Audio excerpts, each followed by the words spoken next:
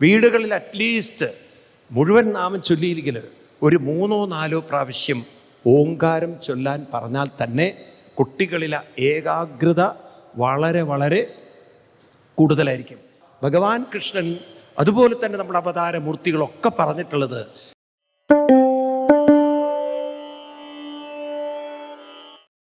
ഒരു school education ഞാൻ പറയുക ശരിക്കും വേണ്ടത് ഈ കുട്ടികൾക്കുണ്ടല്ലോ രാവിലെ ഒരുപാട് ഫിസിക്കൽ ആക്ടിവിറ്റിയാണ് കൊടുക്കേണ്ടത്. ക്ലാസ് എടുക്കാൻ പാടില്ല ടീച്ചർമാർ.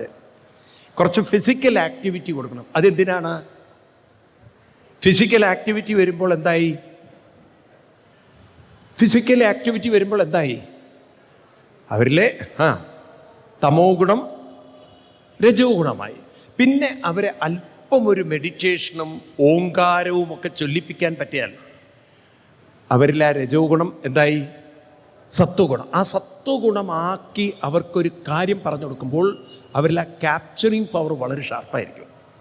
ഇന്ന് കുട്ടികൾക്ക് രാവിലെ തന്നെ ക്ലാസ് എടുത്ത് തുടങ്ങി ബോറടിപ്പിച്ച്, അതുകൊണ്ടാണ് ഒരെണ്ണത്തിന് സബ്ജക്റ്റ് മനസ്സിലാവുന്നില്ല.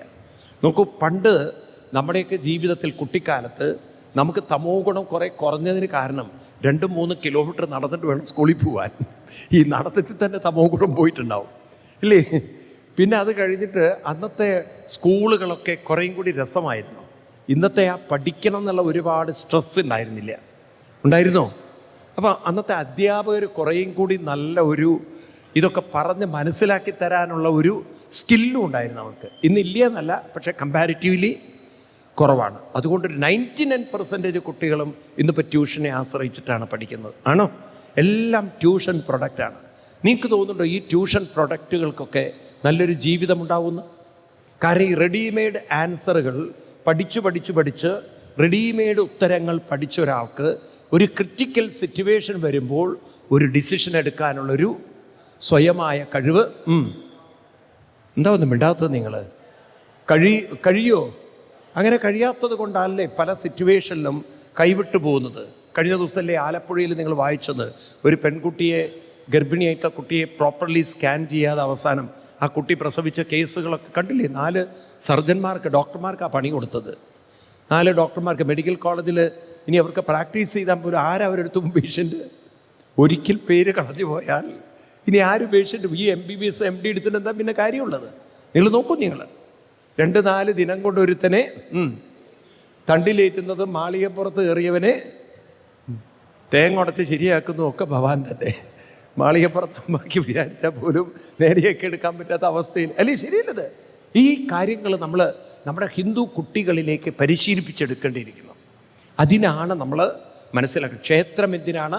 ഗുണപരിവർത്തനത്തിനാണ്. എന്തിനാണ്? മനസ്സിൻ്റെ ഗുണപരിവർത്തനത്തിന് വേണ്ടിയാണ് ക്ഷേത്രങ്ങൾ. ഇതുപോലെ തന്നെ വിദ്യാഭ്യാസത്തിലും ഇത് കൊണ്ടുവരണം. വീടുകളിൽ അറ്റ്ലീസ്റ്റ് മുഴുവൻ നാമം ചൊല്ലിയിരിക്കല് ഒരു 3-4 പ്രാവശ്യം ഓങ്കാരം ചൊല്ലാൻ പറഞ്ഞാൽ തന്നെ കുട്ടികളിലെ ഏകാഗ്രത വളരെ വളരെ കൂടുതലായിരിക്കും. ഇനി തോന്നുന്നു ഇനിയുള്ള കാലമുണ്ടല്ലോ, നമ്മുടെ കുട്ടികളൊക്കെ വളരെ ഇൻ്റലിജൻ്റ് അല്ലെങ്കിൽ ജീവിക്കാൻ പറ്റില്ല. ഞാൻ പറയണത് ശ്രദ്ധിക്കുക നിങ്ങൾ. കാരണം ഇന്ന് ഞാൻ കഴിഞ്ഞ ദിവസം പറഞ്ഞു, ആർട്ടിഫിഷ്യൽ ഇൻ്റലിജൻസ് പോലുള്ള ഒരു ടെക്നോളജി ലോകത്തിലേക്ക് വരുമ്പോൾ നമ്മുടെ ഉള്ളിൽ നമുക്ക് ഓർമ്മ വേണം, ആർട്ടിഫിഷ്യൽ ഇൻ്റലിജൻസ് ഡെവലപ്പ് ചെയ്ത ഹ്യൂമൻ ബ്രെയിൻ ക്രിയേറ്റീവ് ഇൻ്റലിജൻസ് ആണ്. ഏത് ഇൻ്റലിജൻസാണ്? നമ്മളിൽ ക്രിയേറ്റിവിറ്റി ഉണ്ട്, നമ്മളിൽ ക്രിയേറ്റീവ് ഇൻ്റലിജൻസ് ഉണ്ട്. ആർട്ടിഫിഷ്യൽ ഇൻ്റലിജൻസ് എന്ന് പറഞ്ഞാൽ അതിൽ റെക്കോർഡ് ചെയ്തത് മാത്രമേ അതിന് തിരിച്ചിങ്ങോട്ട് തരാൻ പറ്റുള്ളൂ. അതിന് സ്വതന്ത്രമായി ചിന്തിച്ചൊന്നും കണ്ടെത്താൻ, അതിൽ പ്രോഗ്രാം ചെയ്തതിനനുസരിച്ച് അതിന് പ്രവർത്തിക്കാൻ പറ്റുള്ളൂ. ആണോ? എന്താ ഒന്നും മിണ്ടാത്തത് നിങ്ങൾ? അത് ഒരു ഇന്നത്തെ കുറേ നോക്കൂ, നമ്മളൊക്കെ പലതും ചെയ്യുന്നതിനെ, ഇപ്പം ബാങ്ക്, ഇന്നത്തെ ബാങ്കിങ് സിസ്റ്റങ്ങൾ, നിങ്ങൾ ഇത്രയും കാലം ബാങ്കിൽ പോയി ചോദിച്ച ചോദ്യങ്ങളും അവിടെ വരാൻ സാധ്യതയുള്ള ചോദ്യങ്ങളും ഒരു കുറേ വർഷത്തെ മെറ്റീരിയൽ അവരുടെ കയ്യിലുണ്ട്. ഇതൊക്കെ അവരൊരു സിസ്റ്റത്തിനെ ആൻസർ കൊടുത്ത് അതിൽ ഫീഡ് ചെയ്ത് അതുകൊണ്ടാണ് നമ്മൾ എന്ത് ചോദ്യം ചോദിച്ചാലും ആ ചോദ്യത്തിനുള്ള ഉത്തരം അത് തരുന്നത്. എന്നാൽ സ്വന്തമായി എന്തെങ്കിലും ചോദിച്ചു കഴിഞ്ഞാൽ അതിന് സാധ്യമല്ല. മനസ്സിലാവുണ്ടല്ലോ? അതിന് ക്രിട്ടിക്കലായിട്ട് എന്തെങ്കിലും ഒരു ചോദ്യം ചോദിച്ച് മാറ്റിയെടുക്കാൻ അതിന് സാധ്യല്ല. അപ്പം അത് പറയും, ഞാൻ അതിൻ്റെ ഉത്തരം വരുന്നത് എങ്ങനെയായിരിക്കും, എന്താ ഈ പ്ലീസ് കോണ്ടാക്ട് അതിൻ്റെ ആൾക്കാരായിട്ട്, I am not able to answer these, ഈ വിഷയം എനിക്ക് ആൻസർ ചെയ്യാൻ പറ്റില്ല എന്നൊക്കെയുള്ള ഉത്തരങ്ങൾ അതിൻ്റെ അകത്തുനിന്ന് വരുന്നത്.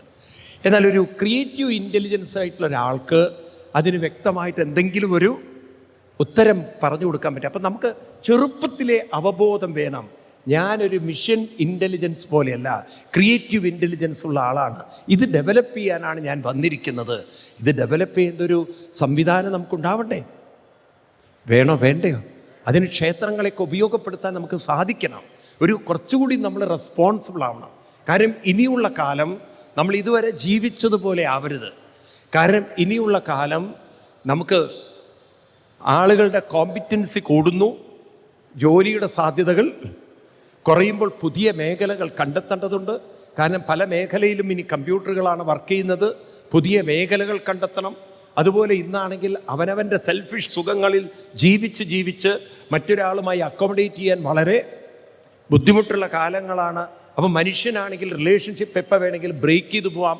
ഈ രീതിയിലൊക്കെ ഉള്ള ഒരു ഇംബാലൻസ്ഡ് ആയിട്ടുള്ള മൈൻഡും, അതുപോലെ തന്നെ കുറേ സെൽഫിഷ് തോട്ട്സുകളും, അതുപോലെ കുറേ ഡിപ്രസ്ഡ് ആയിട്ടുള്ള അല്ലെങ്കിൽ അവനവനെ തന്നെ ലോവറാക്കുന്ന കുറേ പ്രസ്റ്റീജ് കൊണ്ടു നടന്ന് എങ്ങനെയാണ് മനുഷ്യ ജീവിതം നന്നാക്കിയെടുക്കുക നിങ്ങൾ പറയൂ. അപ്പം ഇവിടെ ഒരു ഉത്തരവാദിത്വം നമുക്ക് വേണം. എനിക്ക് നിങ്ങളോടൊക്കെ പറയാനുള്ളത്, നിങ്ങളൊക്കെ കുറച്ച് ഗീതയും ഭാഗവതവും പഠിച്ച് പറഞ്ഞു കൊടുക്കാൻ മുന്നോട്ട് വരണം. വെറുതെ വായും പൊളിച്ച് ഭാഗവതം കേട്ടിട്ട് എന്താ കാര്യം? ചത്തുപോയാൽ പോലും ഗതി കിട്ടില്ല. വല്ലവരും വെള്ളം തന്നിട്ട് വേണ്ടി വരും പോവാൻ്റെ വരിക. ആ അവസ്ഥ വരരുത്. നമ്മൾ ഹിന്ദുക്കൾക്ക് ഈ റെസ്പോൺസിബിലിറ്റി കുറവാണ്. ഹിന്ദുക്കൾക്ക് ഒറ്റ കാര്യമുള്ളൂ, സപ്താഹത്തിന് പോവുക, ഊണ് കഴിക്കുക, പോവുക എന്നുള്ളത്. ഇത് മാറിയെടുക്കണം. എനിക്ക് വല്ലതും പഠിക്കണം, എനിക്ക് വല്ലതും പറഞ്ഞു കൊടുക്കണം, വല്ലതും സമൂഹത്തിൽ ചെയ്തിട്ട് വേണം പോവാൻ. ഈ രീതിയിലുള്ള റെസ്പോൺസിബിലിറ്റി നമ്മൾ ഏറ്റെടുക്കുകയാണെങ്കിൽ ക്രമേണ നമുക്കിവിടെ മാറ്റങ്ങൾ ഉണ്ടാക്കിയെടുക്കാൻ സാധിക്കും. അല്ലെങ്കിൽ ഈ ജന്മത്തിന് എന്താ അർത്ഥമുണ്ട്?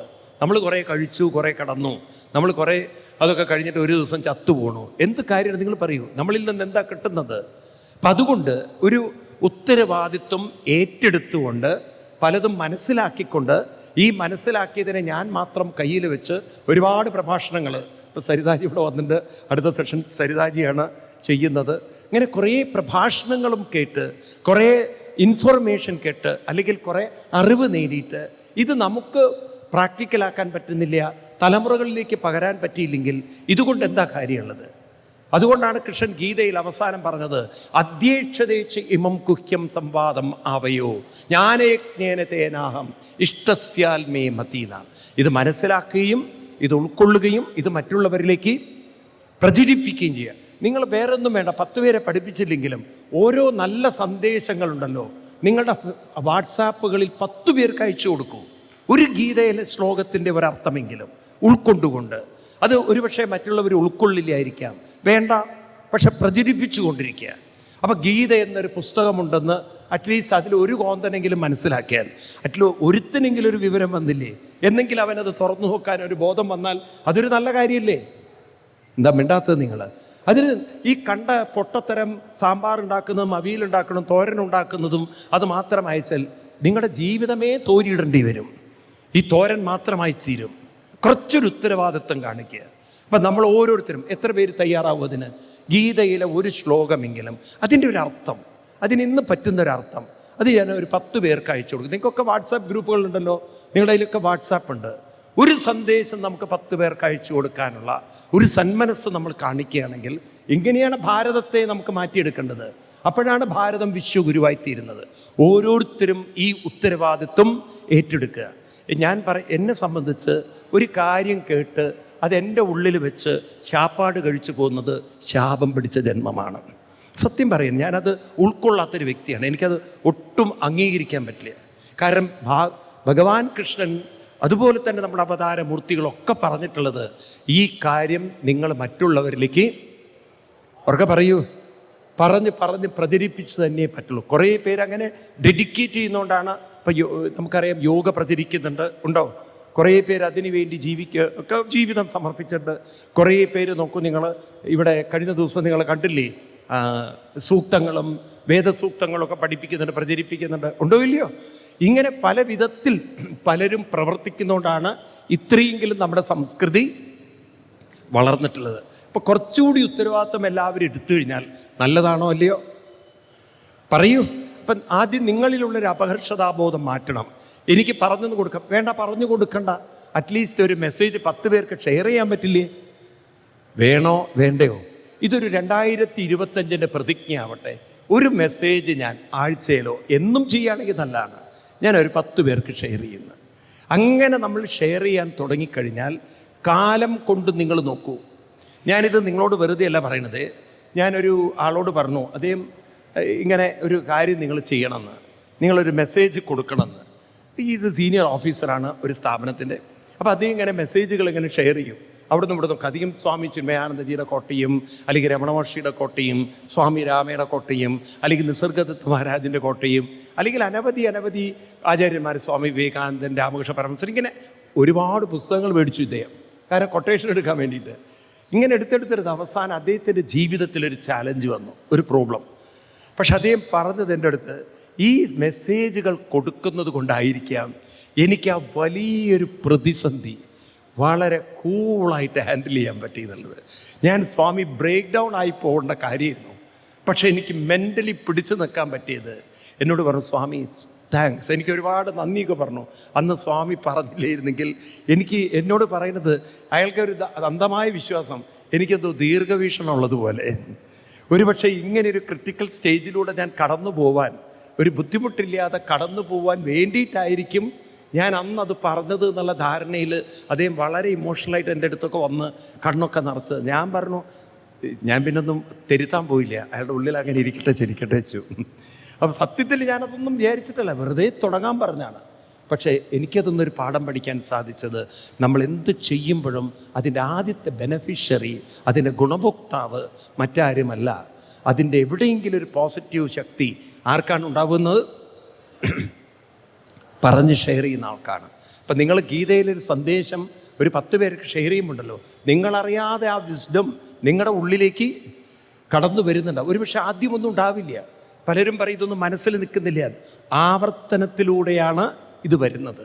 ഒരു കാര്യം നിങ്ങൾ ശ്രദ്ധിച്ചിട്ടുണ്ടോ? ഇപ്പം ഞാനും നിങ്ങളൊക്കെ കേൾക്കുന്ന ഭാഗത്തും ഞാൻ തന്നെ എത്ര സപ്താഹം നടത്തിയിട്ടുണ്ടാവും? അനവധി സപ്താഹം. ഏതെങ്കിലും പുസ്തകം നമ്മൾ റിപ്പീറ്റഡ്ലി വായിച്ചാൽ ബോറടിക്കാതിരിക്കുമോ? അതിപ്പം നോക്കൂ, ഷേക്സ്പിയറിൻ്റെ പുസ്തകമായാലും, ഏത് ഇംഗ്ലീഷ് നോവലുകളായാലും, ഏത് മലയാളം നോവലുകളായാലും കുറച്ച് കഴിഞ്ഞാൽ നമുക്ക് ബോറടിക്കുമോ? ഒരു സിനിമ നിങ്ങൾ എത്ര തവണ കാണും? 10 തവണയോ? ആരെങ്കിലും കാണാറുണ്ടോ? ഒരു തവണ കണ്ട് രണ്ടാമത്തെ തവണയാകുമ്പോഴേക്കും ബോറടിക്കുമോ? അല്ലെങ്കിൽ പഴയ ശ്രീനിവാസനും അതുപോലെ മോഹൻലാൽ അങ്ങനെയൊക്കെ പഴയ വല്ല കൂട്ടിൻ്റെയൊക്കെ സിനിമയായിരിക്കണം, അല്ലേ? അതൊക്കെ കണ്ടുള്ള പഴയൊരു ആത്മാർത്ഥമായ കോമഡി ആയിരിക്കണം. ഇന്നത്തെ ഈ ആർട്ടിഫിഷ്യൽ അഭിനയങ്ങൾ അധികം മനസ്സിൽ നിൽക്കുമോ? പറയൂ. എന്നാൽ ഈ ഭാഗവതം റിപ്പീറ്റഡ്ലി വായിച്ചിട്ടും എന്തേ ബോറടിക്കാത്തത്? കാരണം അതിനകത്തുള്ള സന്ദേശം എന്ന് പറയുന്നത് സ്വാമി ചിന്മയാനന്ദജി പറഞ്ഞ പോലെ ഇറ്റ്സ് എ മാൻ മേക്കിംഗ് ഒരു ടെക്സ്റ്റാണ്. വാസ്തവത്തിൽ ഒരു പടിയും കൂടി പറഞ്ഞാൽ ഇത് മനുഷ്യനെ ദൈവീകമാക്കുന്ന കൃതിയാണ്. മനുഷ്യനെ ദൈവീകമാക്കാൻ കഴിവുന്ന ഒരു കൃതിയാണ്. അപ്പം നമ്മളിൽ ആ ദൈവീക ശക്തി ഉണർത്തിക്കൊണ്ടുവരാൻ ഒരു വശത്ത് നമ്മൾ കേൾക്കുകയും വേണം, മറുവശത്ത് നമ്മൾ ഈ നോളജിനെ മറ്റുള്ളവർക്ക് നമ്മളാലാകുന്ന വിധത്തിൽ പങ്കുവെക്കുകയും വേണോ? മനസ്സിലാവുണ്ടോ ഞാൻ പറയുന്നത്? മനസ്സിലാവുന്നുണ്ടോ നിങ്ങൾക്ക്? ഈ ഒരു കാര്യം നിങ്ങളെല്ലാവരും ആത്മാർത്ഥതയിൽ ഉൾക്കൊള്ളണം.